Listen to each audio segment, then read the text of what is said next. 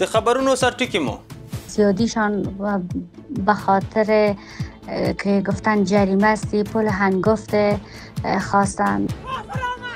په کابل کې لنیول شوی ښځو درناکې پوښتنې د طالبانو له بنده خوشې شوې ښځې د سپکاوي، تحقیر او وهلو ټکولو په اړه خبرې کوي.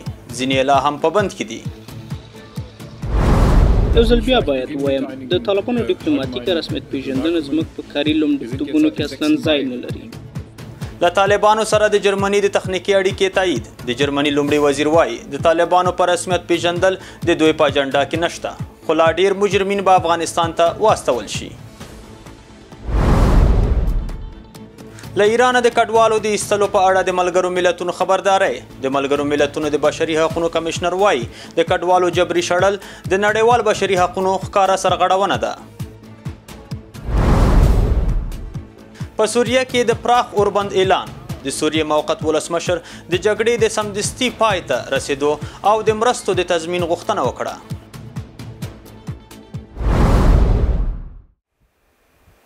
سلامونه، وخت مو په خیر. نن شنبه 28 د چنګاښ چې برابرېږي 19 د جولای. اوس هم بشپړ خبرونه. زه اجمیر احمد زازی. طالبانو ښځې او نجونې له نیول کېدو وروسته امنیتي حوزو او کورنیو چارو وزارت ته سپارلي دي. با خبرو سرچینو آمو ته ویلي چې د طالبانو د امر بالمعروف او نهي عن المنکر محتسبینو له امنیتي حوزو سره په همکارۍ د چهارشنبې په ورځ د کابل له شهر نو څخه لسګونه ښځې د طالبانو د خوښې وړ حجاب د نه مراعاتولو په تور نیولي. د سرچینو زیاته کړې چې ځینې نیول شوي ښځې د ضمانت په ډول له پوښتنو وروسته خوشي شوي، خو یو شمېر یې لا هم د طالبانو په بند کې دي. په ورته وخت کې د طالبانو لخوا نیول شوي یو شمېر ښځې ادعا کوي چې طالبانو د پوښتنو پر مهال وهلي ټکولي او سپکاوی ورته کړی. خو د طالبانو د امر بالمعروف او نهي عن المنکر وزارت آمو ته په کابل ښار کې د ښځو نیول رد کړي دي.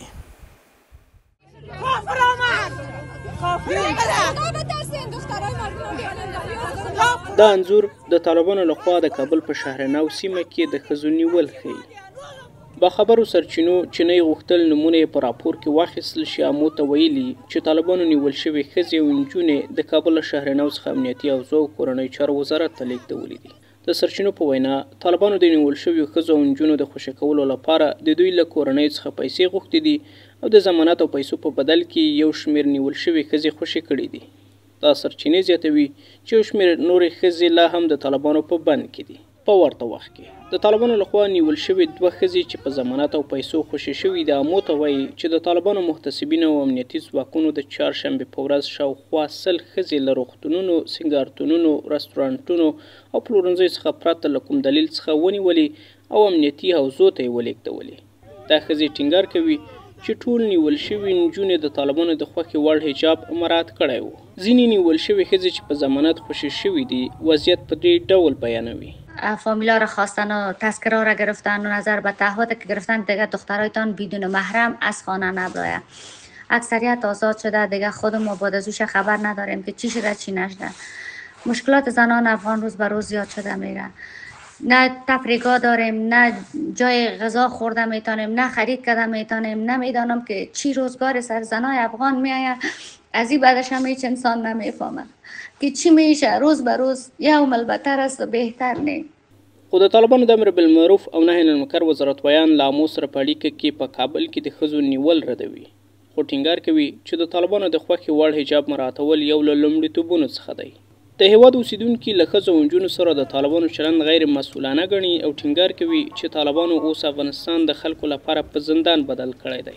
اکثریت دخترها را تا به هنوز هم آزاد نکردن، یعنی حتی تا فامیلایشان هم برادرها و فامیلایشان هم گرفتار کردن، یعنی تا هنوز تحت نظارت هستند و از زیادیشان به خاطر که گفتن جریمه است پول هنگفت خواستن. حکومت فعلی بالای ما مردم ظلم و ستم میکنه. روز به روز محدودیت ها بالای ما زیاد شده میره و خواست ما هیچ برایشان مهم نیست و هر آنچه که خواست دارن پیاده میکنن. له دې سره هم مهاله د پلازمینې ځینې اوسیدونکي آمو ته وایي چې د طالبانو محتسبین هره اونۍ رستورانټونه، پلورنځي او حتی روغتونونه پلټي او په ښار او بازار کې ښځو او نجونو ته امر کوي چې حجاب مراعات کړي. تر دې وړاندې د بشري حقونو نړیوالو سازمانونو په ګډون د بخښنې نړیوال سازمان او د بشري حقونو د څار سازمان په دوامداره ډول له ښځو سره د طالبانو چلند ظالمانه بللی او دا یې د بشري حقونو ښکاره سرغړونه او په افغانستان کې د ښځو او نجونو سیسټماټیک له منځه وړل ګڼلي دي. د آلمان لومړي وزیر له طالبانو سره د خپل هیواد فدرالي حکومت تخنیکي خبرې اترې ومنلې. فریډریش شمیتس له آلمانه یو اتیا افغان کډوالو د ایستلو د پروسې په تړاو وویل چې د یوه هیواد په توګه د آلمان او افغانستان ترمنځ ډیپلوماټیک اړیکې نه دي پرې شوي خو له طالبانو سره یوازې تخنیکي خبرې شوي دي. مریتس همداراز ټینګار کړی چې د طالبانو رسمیت پیژندنه د برلین د کاري لړۍ په لومړیتوب کې ځای نه لري او زیاته یې کړې چې له آلمان افغانستان ته د افغان کډوالو د ایستلو لړۍ به دوام وکړي. له بلې خوا د 6 اروپایي هیوادونو د کورنیو چارو وزیرانو په یوه ناسته کې د افغان کډوالو ایستلو په سر هوکړې ته رسیدلي. د آلمان لایپزیګ هوایي ډګر چیرې چې پرون یو اتیا افغانان په یوه قطري چارتر شوي الوتکه کې افغانستان ته واستول شول. د آلمان حکومت د دغو کډوالو په اړه ویلي چې دا کسان ټول د خاورې د پرېښودو الزامي ګواښ او جرمي سابقه درلوده. طالبانو بیا ویلي چې له آلمانه د دغو افغانانو د ایستلو لړۍ د دې هیواد له فدرالي حکومت سره له مفصلو خبرو اترو وروسته پیل شوه. دلته په یو خبري ناسته کې د آلمان لومړي وزیر ټینګار وکړ چې حکومت یې له طالبانو سره خبرې اترې کړې دي که څه هم دغه خبرې تخنیکي بولي او قطر د دې خبرو اترو د منځګړي په توګه یادوي. تخنیکي او له جزئیاته ډکې خبرې اترې وي. له دې هاخوا نور هیڅ هم نه و. یو ځل بیا باید ووایم د طالبانو ډیپلوماټیکه رسمیت پیژندنه زموږ په کاري لومړیتوبونو کې اصلا ځای نه لري. داسې یو څه د اصولو له مخې هم ممکنه نه ده. یو دولت کولی شي چې په رسمیت وپیژني او که نه خو ډیپلوماټیکه رسمیت پیژندنه د هیوادونو ترمنځ ترسره کیږي او د آلمان فدرالي جمهوریت هیواد او د افغانستان ترمنځ اړیکې نه دي پرې شوي. د مرتس په مشرۍ دغه ائتلافي حکومت د روان کال په مې میاشت کې لوړه وکړه او د دوی د ائتلاف یوه هوکړه دا وه چې له خپل هیواد څخه به افغان پناه غوښتونکي وباسي. Bundesrepublik Deutschland, unser Land ist stark genug. د فدرالي ایالتونو په ګډون اوس دا امکان رامنځته شو چې ډیر شمیر مجرمه افغان پناه غوښتونکي له دې هیواده وشړل شي. د دغو ټولو کسانو په اړه دا خبره رښتیا ده چې نور یې د اقامې هیڅ ډول وضعیت نه درلوده. د دوی د پناه غوښتنې ټول غوښتنلیکونه په قطعي ډول رد شوي وي. دوی نور د قانوني اعتراض لپاره کومه زمینه هم نه درلوده. نو له همدې امله د دوی ایستل او دغه الوتنه ممکنه شوه. Bis zu diesem Freitag alles umgesetzt, was wir uns دغه انځور د اروپایي ټولنې د کورنیو چارو د وزیرانو د غونډې دی چې د آلمان، فرانسې، پولند، ډنمارک، چک او اتریش د کورنیو چارو وزیران او د اروپایي ټولنې د کورنیو چارو کمشنر پکې ګډون کړی وو. دوی د کډوالۍ په قوانینو کې د سختۍ راوستلو پر یو لوړ موخو هوکړې ته ورسېدل چې افغانستان او سوریې ته د پناه غوښتونکو د شړلو اجازه هم پکې شامله ده. په ورته وخت کې یو شمېر ښځې په یو اعتراضي حرکت کې وایي چې آلمان او ځینې نور هیوادونه د افغان مجرمینو د شړلو په پلمه د ښځو مبارزې له پامه غورځوي، د طالبانو جنایتونو ته پام نه نیسي او د طالبانو سره د اړیکو د پراخولو هڅې کوي. د دغو ښځو په وینا باید د پناه غوښتونکو د ایستلو بدیلې لارې پیدا شي ترڅو طالبانو ته د مشروعیت ورکولو مخه ونیول شي. ما از جامعه جهانی می‌خواهیم که به مشروعیت بخشی گروه تروریستی طالبان توقف دهند. په آلمان کې د کډوالو چارو یو شمېر فعالان له دغه پریکړې اندېښنه څرګندوي او وایي که د افغان پناه غوښتنو شړل یوه عادي پروسه وګرځي دا احتمال شته چې هغه کسان هم د شړلو قرباني شي چې غوښتنلیکونه یې د سختو قوانینو له امله رد شوي دي. بلخوا د ملګرو ملتونو ځانګړي راپور ورکوونکي ویلي چې افغانستان خوندي نه دی او هغه کسان چې په زوره شړل کیږي ښایي له تاوتریخوالي، تبعیض او نورو جدي پایلو سره مخ شي. د ملګرو ملتونو د بشري حقوقو عالی کمشنر وایي چې د افغان وګړو جبري ایستل د بشري حقوقو څوپوړیز بحران رامنځته کړي او یو شمېر افغان کډوال د ځورونې، نیونې او شکنجې له خطر سره مخ دي.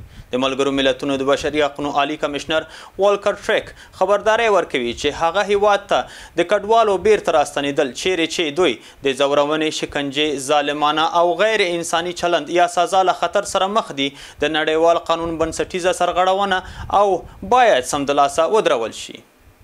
له بلې خوا ریچارډ بنټ پر ایکس ټولنیزه شبکه لیکلي هغه هیوادونه چې د افغان وګړو په ایستلو کې خپل اخلاقي او قانوني مسؤلیتونه له پامه غورځوي باید خپله لاره بدله کړي.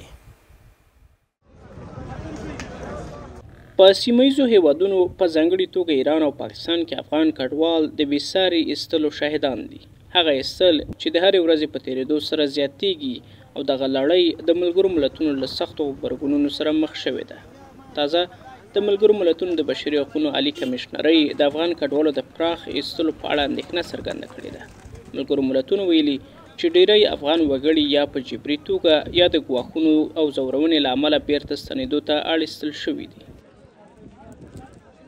Countries in the region must ensure that returns to Afghanistan are د سیمې هیوادونه او ټوله نړیواله ټولنه باید ډاډ ترلاسه کړي چې افغانستان ته هر ډول ستنېدل باید په بشپړه توګه داوطلبانه وي. هغه کسان بیرته ستنېدو ته اړ کول چې ښایي هلته له ځورونې، شکنجې یا جدي زیان سره مخ شي د نړیوال حقوقي اصل نستنونې ښکاره سرغړونه ده. د ایران د کورنۍ چارو وزیر په دې وروستیو کې ویلي چې ایران د کډوالو ضد نه دی او هغه کډوال چې اسناد لري نه ایستل کیږي. دغه ایرانی چارواکي د بې اسناده کډوالو شمیر 2 میلیونه وباله. اتباعی رو که غیر قانونی اومدن کشور و غیر مجاز هستن اونها رو شامل میشه، وگرنه بقیه اتباع در کشور حضور دارن، کار میکنن، از زحماتشون هم ممنون هستیم. اینهایی هم که غیر مجاز هستن هماهنگی‌های لازم به عمل اومده. از این تعدادی که امسال حدود 800,000 نفر خارج شدن، از این 800,000 نفر حدود 70% داوطلبانه بوده. دیگه برای ایران بیش از این امکان در واقع پذیرش میهمان وجود نداره. د ملګرو ملتونو د بشري حقوقو عالي کمیشنر ولکر تورک د ټولو افغان کډوالو د جبري ستنېدو د سمدستي بندولو غوښتنه کړې ده. په ځانګړي توګه د هغه کسان چې د ځورونې، خپلسري نیونې او شکنجې له خطر سره مخ دي. د ملګرو ملتونو د سرمنشي مرستیال ویان هم په دې خبري ناسته کې د افغان کډوالو د شړلو د بېساري زیاتوالي د بحران په اړه خبرداری ورکړ. هغه وایي هغه ښځې او نجونې چې په افغانستان کې له خپلو حقونو بې برخې دي که چیرې افغانستان ته ستنې شي نو له جدي خطرونو سره به مخ شي. That's because the small quantities entering, while critical to continue, remain at lower levels than what we were previously able to extract. The UN Human Rights Office today warned that the surge in the number of Afghans.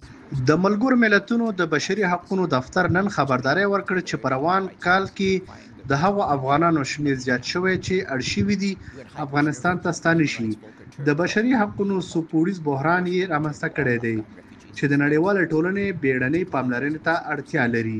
Arbitrary detention or torture upon their return. په افغانستان کې د بشري حقوقو په اړه د ملګرو ملتونو ځانګړي راپور ورکوونکي ریچارډ بنټ هم په نورو هیوادونو لکه متحده عربي اماراتو کې د افغان وګړو د ایستلو په اړه اندېښنه څرګنده کړې ده. ښاغلي بنټ پر ایکس ټولنیزه شبکه لیکلي چې په نړیواله کچه د بشري حقوقو د بحران شاهد دی او هیوادونه باید سمدلاسه د افغان وګړو ایستل ودروي ځکه چې افغانستان خوندي نه دی. یعنی پولیسو پشت خانه آمد از خطر له ایران سربیره په پاکستان کې هم افغان وګړي د جبري ایستلو له خطر سره مخ دي. د کډوالۍ د قضیو یو شمېر لرونکو د کډوالو د حقونو څار ادارې ته ویلي چې د دوی ایستل به په افغانستان کې د دوی ژوند له خطر سره مخ کړي. یو پخوانی پوځي چې تازه له ایران راستون شوی و په فاریاب ولایت کې ترور شو. د فاریاب ولایت د ولایتي شورا پخوانی غړی او د دې ولایت د کوهستان ولسوالۍ د ولسي وګړو قمندان محب الله میرزاد چې تېره اونۍ د میمنې په ښار کې په ډزو ویشتل شوی و د بلخ ولایت په روغتون کې ساه ورکړه. محب الله میرزاد د اسلامي جمعیت ګوند له نږدې غړو څخه هم و. د سرچینو په وینا میرزاد د پخواني حکومت له راپرځېدو وروسته ایران ته کډوال شوی و. تازه له راستنېدونکو سره یو ځای هیواد ته راستون شوی و. طالبانو تر اوسه په دې اړه څه نه دي ویلي. د انجونو پر مخ د ښوونځیو د دروازو له بندېدو 1400 ورځې تیریږي. یو شمېر دغه انجونې چې د ښوونځیو د زده کړو له دوامه محرومې پاتې دي وایي چې د ښوونځیو د دروازې بند پاتې کېدل دوی له سختو روحي ستونزو او اجباري ودونو سره مخ کړی دی. خو طالبانو د دومره مودې په تیرېدو سره لا هم د انجونو پر مخ د ښوونځیو د بیا پرانیستلو پریکړه نه ده کړې. شبنم له 1400 ورځو ډیره موده کیږي چې پر سپینه کتابچه یې د قلم لیکه نه ده ایستلې او د ښوونځي د کتاب تورې هم نه دي لوستي. هغې له 15 کلنۍ څخه له قلم او کتاب سره تر دې مهاله خدای پاماني کړي او اوس چې 20 کلنه شوي د خپلې ځوانۍ د هیلو د پوره کولو پر ځای د خاوند په کور کې ناسته ده. هغه واده چې د دې له خوښې پرته او د کورنۍ د فشار له امله یې د خپل د کاکا له زوی سره وکړ. شبنم هیله درلوده چې د زده کړو لوړو پوړیو ته ورسیږي. وایي د طالبانو سیاستونو یې د راتلونکي ټولې هیلې ورګډې وډې کړي او پر ځای یې اجباري واده ته ځان وسپاره.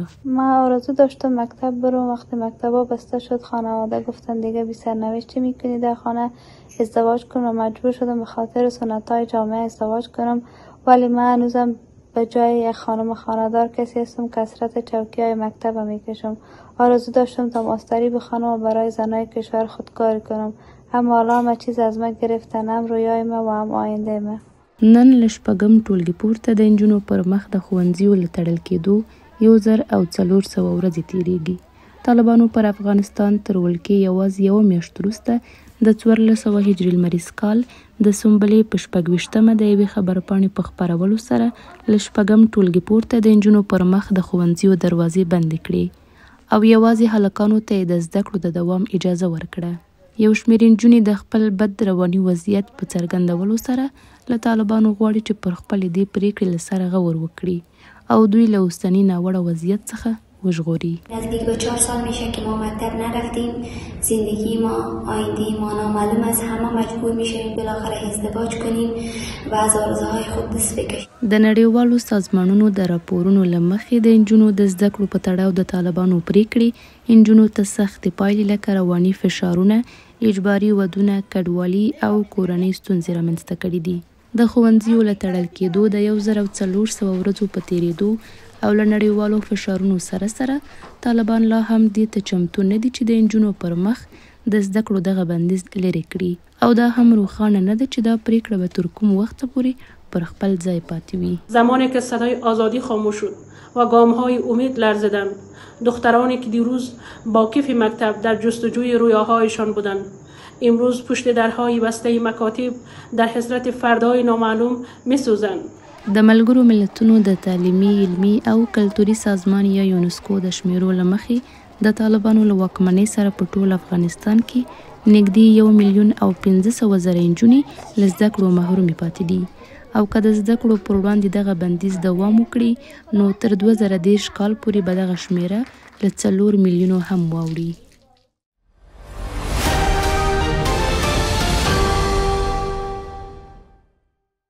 اوس هم یو څو اقتصادي خبرونه. د طالبانو د اقتصاد وزارت وایي چې په تیر یو کال کې 140 کورنیو او 6 بهرنیو مؤسسو ته د فعالیت جوازونه ورکړي دي. دغه وزارت د چارواکو په خبره د مهال په ټول افغانستان کې په بیلابیلو برخو کې 2640 مؤسسې فعال دي. د طالبانو د اقتصاد وزارت د یو کال د راستراوړنو د بیان تر نوم لاندې غونډه کې ویلي چې تیر کال د 200 میلیونو ډالرو په ارزښت په ټول افغانستان کې له 1300 زیاتې پروژې پلي شوي دي. د دې وزارت د راپور له مخې دغه ټولې پروژې د کورنیو او بهرنیو مؤسسو له لوري تطبیق شوي دي.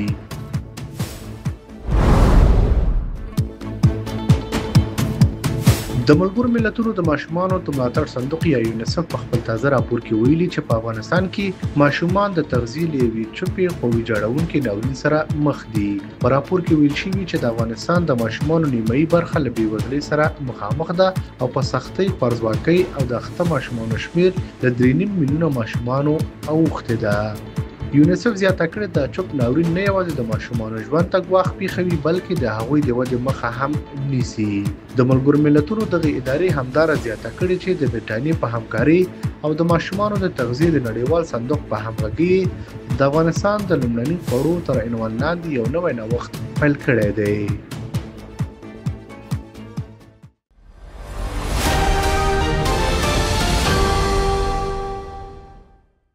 د افغانستان په بازارونو کې د اسعارو بیه یو امریکایي ډالر 88.50 افغانۍ، یو یورو 9.33 افغانۍ، زر ایرانی ریال 1.8 افغانۍ. زر هندي روپۍ 272 افغانۍ، یو اماراتي درهم 18.50 افغانۍ، زر پاکستاني روپۍ 240 افغانۍ.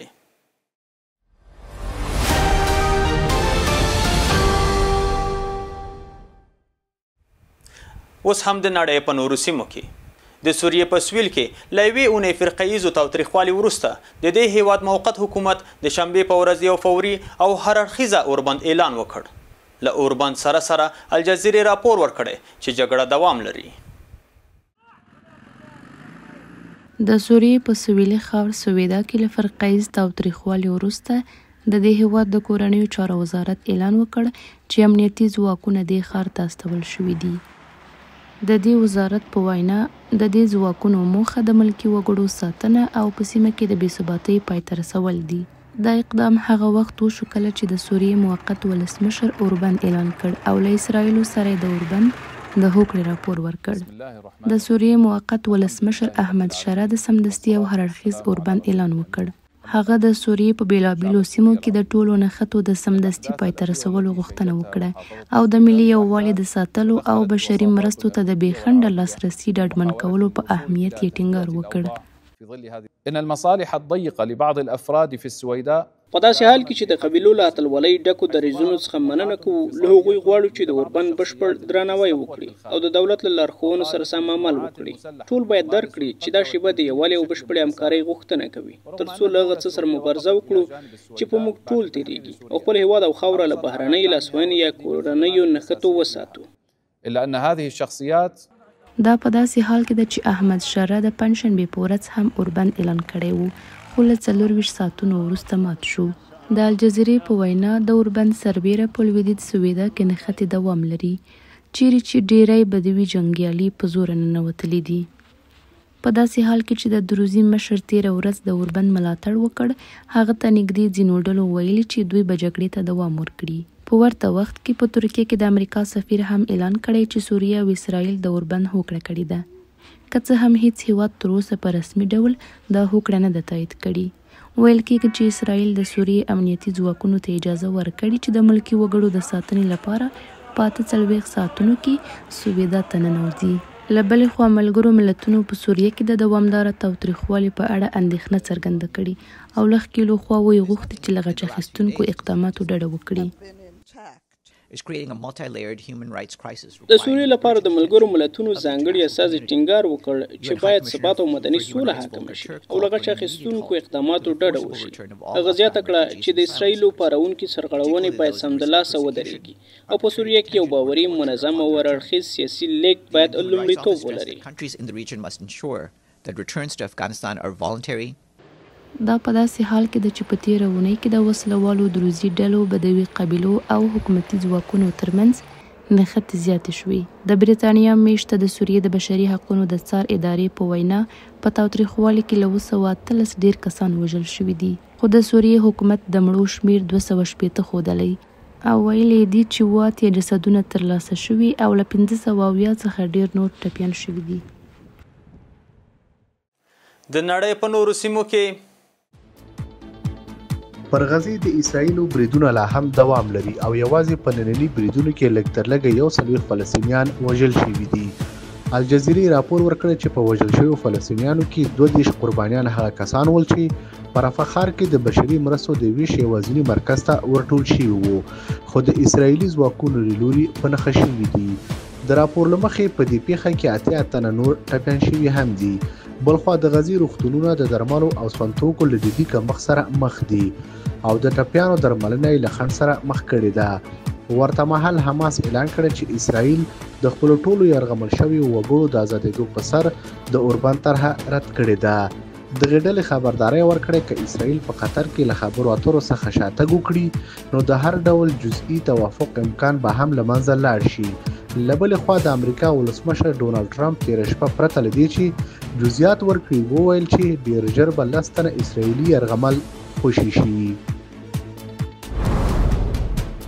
د پاکستان په پنجاب ایالت کې د موسمي بارانونو له امله په تېرو 24 ساعتونو کې لږ تر لږه 80 کسان وژل شوي دي. راپورونه ښیي چې د تېرو 2 اونیو سختو بارانونو سیلابونو رامنځته کړي چې له امله یې د مړو شمېر 123 تنو ته رسېدلی دی. د دې هیواد د ایالتي آفتونو د مدیریت اداره وایي تر اوسه له 460 ډیر کسان ټپیان شوي دي.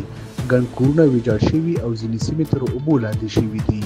پاکستاني رسنیو راپور ورکړی چې د ژغورنې ډلې تر اوسه په بېلابېلو سیمو کې د ژغورنې د عملیاتو په ترڅ کې له زرو ډیر کسان ژغورلي دي. د امریکا ولسمشر ډونالډ ټرمپ پر وال سټریټ ژورنال ورځپاڼې او د هغې پر مالک ریپورټ مکډاک په یو فدرالي محکمه کې د $10 میلیارډ دعوه ثبت کړې ده. دا اقدام وروسته له هغه شوی چې یا د ورځپاڼې یو جنجالي راپور خپور کړ چې په جنسي تیري تورن پانګوال جیفري اپسټن سره د ټرمپ د اړیکو په اړه دی. په راپور کې د یوې داسې لیکنې یادونه شوې چې ګواکې ټرمپ اپسټن ته استولې او پکې د یوې لوسې ښځې انځور او د زوکړې مبارکي لیکل شوې ده. ټرمپ دا لیکنه رد کړې او دا ادعاوې دروغ، تهمت او سیاسي جوړجاړی بللي دي. په ورته وخت کې د امریکا د عدلي وزارت غوښتنه کړې چې د اپسټن د قضیې پټ اسناد د افشا شي څو د خلکو د مخ پر زیاتېدونکو اندېښنو ځواب ورکړل شي.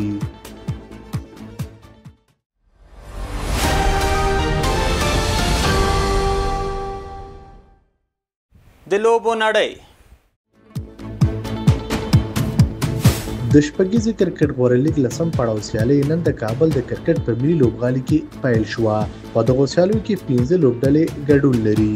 د دې سیالیو په پیل کې د امو نهنګانو لوبډلې د بو ساتونکو ته په ماتې ورکولو سره د دې پړاو شپږیزې کرکټ لیګ کې خپل سفر په بریا سره پیل کړ. د بو ساتونکو لومړی توپوهنه وکړه او د 15 لوبغاړو په سزیدو سره یې په ټاکلو 100 اورونو کې خپل سیال ته د 148 منډو هدف وټاکه. خو د امو نهنګانو لوبډلې دغه هدف د 4 لوبغاړو په سزیدو او د لوبې په 13 اور کې بشپړ کړ. د نن ورځې دویمه لوبه هم د سپین غر پړانګان او مسینک اتلانو ترمنځ ترسره شوه.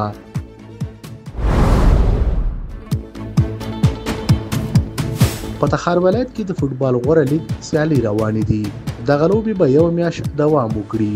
د سیالیو لومړۍ لوبه د نور بنسټ او بولک لوبډلو ترمنځ ترسره شوه چې په پای کې د نور بنسټ لوبډلې خپل سیال د 2-1 په توپیر سره مات او بریا یې خپله کړه.